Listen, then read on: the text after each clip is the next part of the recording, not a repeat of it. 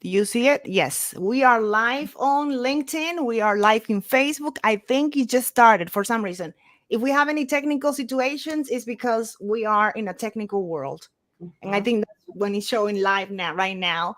Like I said, I'm Daisy Sedeno and I'm communications coach. I'm a multimedia journalist and I am broadcasting from Florida. And today I have a guest in this series that I'm creating, which is Comunica, where communications and culture get together to communicate effectively. And my guest today, and I'm going to repeat it again because I thought maybe we were having a situation with going live. Her name is Dr. Angela Harden-Mack. She's leading expert in creating wellness in women, CEO and founder of Live Great Lives. And you can find information on livegreatlives.com. I think we got it now. Dr. Yes. Angela. Yes, yes, yes. Welcome.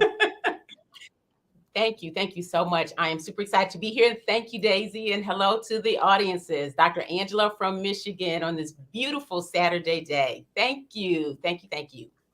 Well, tell us before we go into the conversation, which is going to be really interesting about women, which is your expertise when it comes to development, empowerment, and that female energy. We are going to talk also about communications and that part, how women communicate effectively. But tell us a little bit about you so people can engage with your topics as well. Yes, well, I am Dr. Angela and super excited to serve women in wellness and leadership and living a great life. As we know, many professional women experience overload despite the fact that trillions of dollars spent on wellness each year. And so I'm about helping women to overcome that overload. And as I say, that superwoman lifestyle, that mindset that we often lead. And I was a superwoman to help her let that go and get relief so she can be recharged. And so I'm a former superwoman. Now I'm a well woman. And that's what I do. I serve the communities with that. So bringing my years of experience as a physician from the faith arena, and I practice and I embrace and encourage women to adopt a wellness lifestyle. So it is super thrilling and exciting. And sometimes we have to connect with women that already did it, women that I already went through the path, the journey of how to empower yourself in the work world, in relationships, in just being yourself and being okay. Exactly, exactly. You in that statement, so many gems. You said empowered the workplace and being yourself, and that's true. We want to show up to be authentic, and for women, professional women, we're powerhouses, and whatever field we are to fit in a career, that's powerhouse right there. And then whatever our respective careers, the job, the business is, we want to show up to be authentic, who we are, Mhm. and that takes some give and take. It takes some experience. We find out that sweet spot for us. Yes, I want to say hello to all those people that are connecting. We have Mr. Valdez. He's connecting from Rhode Island, Providence. I think he's in Providence. And he's saying hello in Facebook. We are also connected in LinkedIn, Daisy Sedeno, and also in YouTube, Daisy Sedeno. We are excited to be here to talk about communications. And people usually hear me talking and speaking in Spanish all the time. And I wanted to do something also in English because I think there's a community out there that needs to see this interaction with Latinos and African Americans, other communities. I think it's so powerful when you see women just connecting with a message that is going to empower other women. And I said, oh, and I'm following Dr. Angela, and I've been following her streams on LinkedIn, and her energy is so powerful, so uplifting. And I said, oh, I want to be her friend. So I sent her a message and she said, let's do it. So I'm excited to talk about the Yeah. topic of communications with her because we have some situations that can come into place when we are communicating our brand or even communicating at work. So the first question that I put in the to talk about is how do Mhm. women communicate differently, and it is okay to say that because some Mhm. people are like, be political Mhm. correct and all that kind of stuff. No, we are Mhm. wired differently. That's how I see it. We are, and it's okay. That's what makes us beautiful, what makes us unique, that we are not the same. and it is okay to embrace that. But in your perspective, what is the And communication difference? yeah, women, we do communicate in a manner that's different from men. We like to give details, and sometimes we lead with the details instead of getting directly to the point. And so men get to the point, and sometimes they can get to the point and express it in a way that is very clear and may even end abruptly. And then we're going, okay, wait a minute, I have more to say. So women, we kind of flow into it before Mm-hmm. we get to the point. Men are direct. And so in the workplace, and the higher we are up on that ladder, communication is very important, and knowing how to effectively communicate. So get to the point, and then we have the opportunity to fill in details. Mm-hmm. And sometimes there's some men that could be more transactional, or women that could be more like I'm very concerned about the results, but there's some women that are caretakers. Isn't our nature is to nurture people? Is that's how we are wired and built, is to nurture. So sometimes we go through the journey of talking about a specific point, a topic, that it could be a situation that we need to nurture the person first. And that's when we can get a little bit maybe misunderstood understood when it comes to, okay, get to the point, what is going on, but I need to tell you this first. And there's some guys that I've seen that they have that nurturing effect point of, so I think it's something to highlight. Exactly. Yeah. And it takes practice, like a lot of things. Get to the point and then add the details. Isn't that what we're taught to when we talk about our pitches or things? We have 8 seconds, right? 8 seconds, 10 seconds, whatever it is, Mm, get there. And then we have captured attention and can provide additional information if it is desired. So point and yeah. then fill in. Yeah, and Hmm. it is okay to understand that there's no shame on that, because sometimes we have this situation with, I have to be this way because I don't want to be perceived this way. I have to be more direct, and we take the role sometimes of male, and we are not. And that's one thing that I've seen sometimes at work. We are trying to become more masculine, and no, I don't. I feel like there's there's some boundaries. There's something there that we can cross when it comes to being perceived that way. It is so there's no shame on, there's some stuff that we need to address when it comes to our communication, and being a caretaker, being more nurturing when it comes to communicating is not something bad. What do you think about that? That's wow. Yes, exactly. And those differences about being male and female. There are differences. And, you and I discussed this, and we have talked about feminine energy. And that's one of my passions as well, because there are some differences. We have both. And females, we have masculine and feminine energy. And it's learning what those characteristics are and how to flow with that. And for women in the workplace, especially in the beginning, we're taught and we're trained, and society tells us that in order to be accomplished and successful, we have to lead with those more masculine things. And that goes into that authenticity as well. We are both, and we don't have to make a sacrifice or choice. But if we are told that we have to lead with all of the logic and the reason and the being very direct, but we flow in the part of us that's feminine as well, then it can be rough. But we grow, and as we learn more about the masculine and feminine side and the strengths of both, we then are able to show up with both, and we Mhm. are able to balance. And it's exciting, Yes, I think. it's Hmm. exciting. I love that. Is to see it as an opportunity for growth. It's an opportunity to learn about ourselves, how to navigate that world that for so many years was only for a specific community. And we are there to add, not subtract. We're there to implement some. So it's exciting, and I love that you said that it's an opportunity. When it comes to specific that, I think that comes to questions about being assertive versus being demanding. That I to me that's a journey that I have to admit I'm guilty sometimes. Like, I want something done, and I have to be very careful Yeah. not to be projecting myself as demanding. or Mhm. abusive, and there's another one is strong versus aggressive. So I Mhm. have to kind of pause. And one of the tricks for me, the strategies that I use, and you will tell me, it's to pause, to be a better listener, because sometimes we are so engaged with what we want that we forget, we get out of the relationship part of the conversation. It's not a monologue, never is a monologue, it's a dialogue. So I have to pause and just listen, not only with my ears, listening to observe what's going on around the room, how are my words being taken. So I have to pause. That's my strategy. I don't know, what do you suggest? That's good. That pause is very important because, right, it gives us time to think about what we want to do with the next step. For women, and I mentioned the higher we go up the ladder, there is there can be this tendency that we are challenged.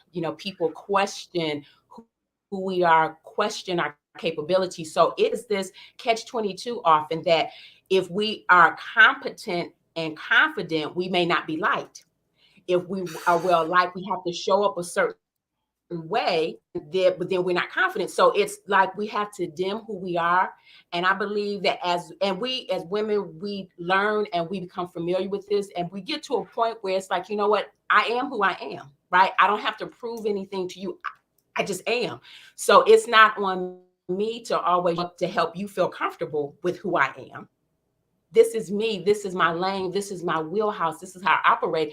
And when we get to that point, I think that helps with, when we are advocating for ourselves or for someone else and we are articulating what our needs are, then we don't have to be aggressive. We don't have to be that. We just show up and we are. Hmm. This is, and we're that, whatever the point is or the points are that we're articulating or we're advocating for, we're just there.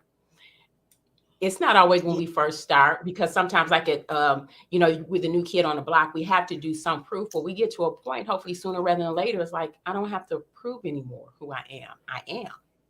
Exactly, exactly. And being okay with that. And when you're projecting that you're okay with who you are, people Mhm. perceive that because you show up with a different energy in the room.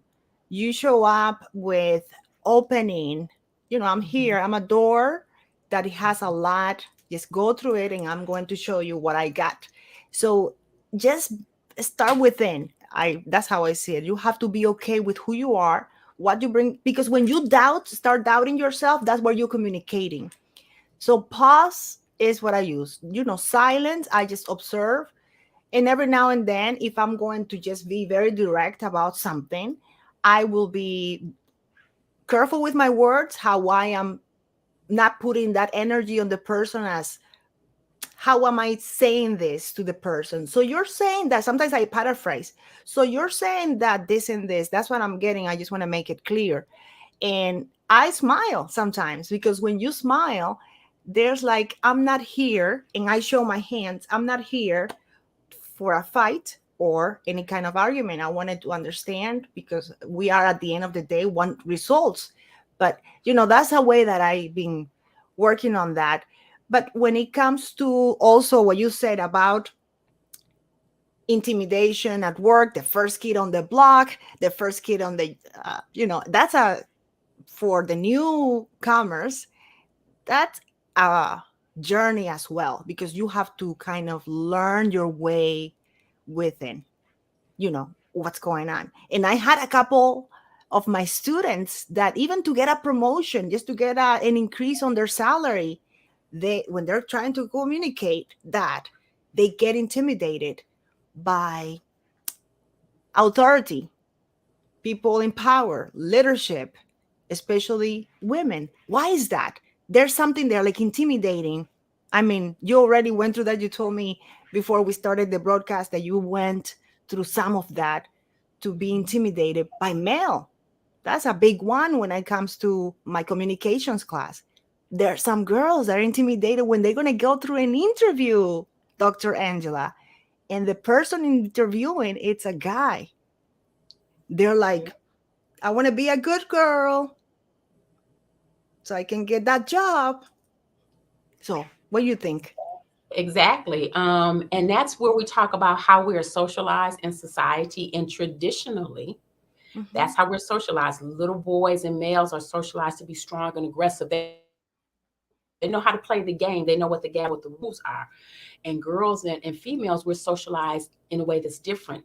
Boys are socialized to play to win, to show up to play to win. And we are socialized, not all of us, but we're talking generalities to play. Oh, it's okay if we don't win. And the traditional definitions and models of success and ambition we see and leadership are male. So as women are, and that's why I'm about women's empowerment, saying it's not either or, that we, are at the tables too. We are in the rooms as women, and have learned, and we're learning to socialize boys and girls the same.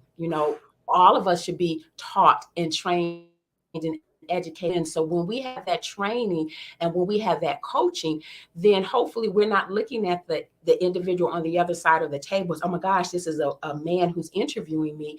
This is an individual who is in this leadership role, who's there and has something that I am here to talk about and show how I can add value to the team, to the organization.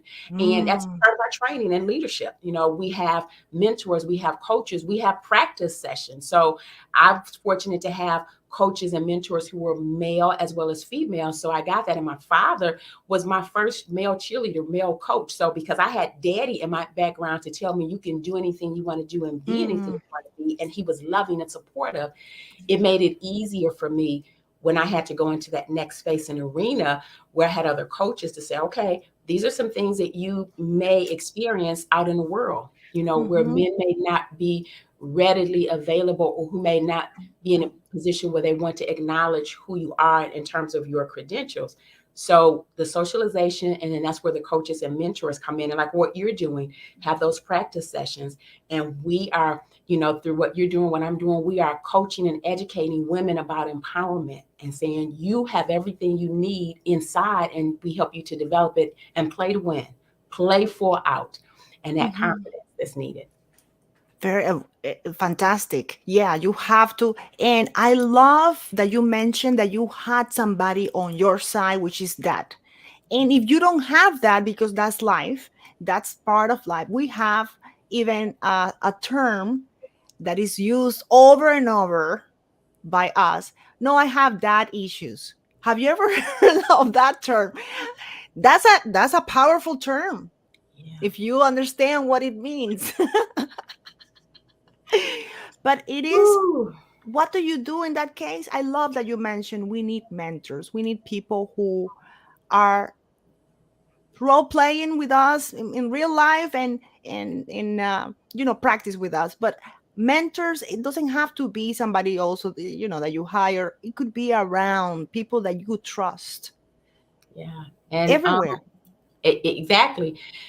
When we talk about having issues, whether it's daddy issues or mommy issues, it goes back to what we have been, I guess, exposed to. And if a lot of our background or our experiences have been adversarial or competitive, then we are going to look at daddy issues. But we are looking at life, it's not competitive, it's not adversarial, it's complementary. It's not about us as women being more masculine or feminine. It's we complement, we complete each other. And we're not male bashing, we're not saying, oh my goodness, it's the rise of the woman above everything else. No, we complete. So if it's not there in your immediate initial circle, it may be within your faith community. If your Mm. faith leaders, your spiritual leaders are masculine, it may be coaches that you had in school, it may be individuals on your job or within your civic or your social arenas, individuals that you can identify with who are positive. I believe that's important, who are optimistic, individuals who radiate positivity and abundance, and who can be genuinely supportive of you and who can celebrate you. Not if this is a scenario where they want to put you down or bash you or are want to motivate you by fear. Not everybody is motivated by fear, and that ultimately isn't the best, but who can identify your strengths, your genius, your greatness, and celebrate who you are. And Mm. those are the things that you want to look at and look for in a mentor, I Yes, think, in a coach. I call that loving mirrors. Loving mirrors are people that, relationships. Interactions are mirror. I'm actually a mirror of Dr. Angela because there's something that she had that I connected with. And she said yes to that interview that we're doing today because there's something in me that connected with her. That's how humans are. We are wired to be in a village, we're wired to connect as a community. So, loving mirrors, to have people like that that can tell you how it is, that can project the good stuff on you, the great stuff that you have, and tell you what are you're good at. It's so important. Another thing is that I see that we need people who already did it, people that if you are the smartest person in a room, you're in the wrong room. I always say that. Try to be surrounded by people that you can look up. It is okay to go to that room that you're going to be the leader, which is fine. I'm there all the time, but I get out also because I need to be surrounded by people where I learn from, like Dr. Angela. When I go into her streaming, I just go in with notes and I go ready to absorb what she's saying. So you need to surround also with people who did it or are doing it, and know in your heart that you have what it takes. Become that person or that you already are. You just have to believe it and surround yourself with a mirror of somebody that did it so you can see yourself in her. In our case, we're, women, but for guys, the same. So I think it's so important that celebrate yourself, of course, in the journey, because sometimes we are so focused, we have to celebrate ourselves and not lose something that I love. And that's why I connected with Dr. Angela, not lose our female energy in the process, because it is our gift to the world, is this energy, Yes. the Yes. female energy that is loving, it's caring, it's nurturing, and connecting with the male energy as well, with the balance. Mhm. That's what we're too. We're together in the world because of that. It's beautiful. So you have something that is coming up, which is called 21 days to manifest. Tell me a little bit about that. Yes, I'm so excited. Manifestation is a process that I have been using for I guess more than 20, 25 years. And I absolutely love it, love it, love it. It's about being positive, identifying your dreams and your goals, and putting things into alignment in a way that you can see a progression, that it goes from a thought to a thing, or it goes from the invisible to the visible. So 21 days, and I will be sharing with individuals about this. Now I'm going to lead with a tip, maybe like 5 or 7 minutes, no more than 10 minutes per day, talking about either a success law or something related to manifestation. So that's going to be open. I will be streaming that. And then it'll actually be the time where we will be in the group where I will go through some of the specific things related to manifestation. So registration will open soon. And the registration means having access to the playbook and then actually being in on the streaming where I'm going through the M of manifestation, the A, N, etc. So 21 days, I'm sharing lots Wow, of cool stuff. Yeah. fantastic. Could you give us a tip how to start today, something that we can take today to Yes. make it happen? That we said, oh, I heard that with Dr. Angela Harden-Mack. Yes. Something that we can start today. Yes. Think about something you want. Sometimes we call it a dream or a desire. Maybe you want to buy a car. Maybe you are ready to do a love relationship. So think about a desire that you want. And I want you to be really clear about it. Let me use the example of a Mm, car. You may say, I want to purchase an SUV and I want it to be a four-door or they're four doors, a Jeep, and it's red. So be clear about what it is you want. I want you to be excited about it. Don't just say, I want a Jeep, a red Jeep. yeah. Bring excitement. I'm excited. I am going to have a red Jeep with all of whatever the details you want. You want to be excited about it. You want to get an image in your mind and see yourself driving your Jeep. And then I want you to positively articulate or affirm. We talk about affirmations that you want. Wow. So I'm excited that I have a red Jeep. I see myself driving down I-10, I-70, or whatever it is, and I have it. So get your desire, be clear, be enthusiastic or excited about it, and you want to support it or affirm it with positive. Mm. Can I surf online for that Jeep? Can I start looking at it? Can I start? Yes. Those Yeah. little things help, right? Yes. Yes. Okay, manifesting in 21 days. So get ready. Yes. Clarity is number one. So it's very Mhm. important to have that in the list. And of course, Dr. Angela is going to take you through that journey of making it happen, not only for one dream, many dreams can come. So just get ready for the abundance as it's already yours.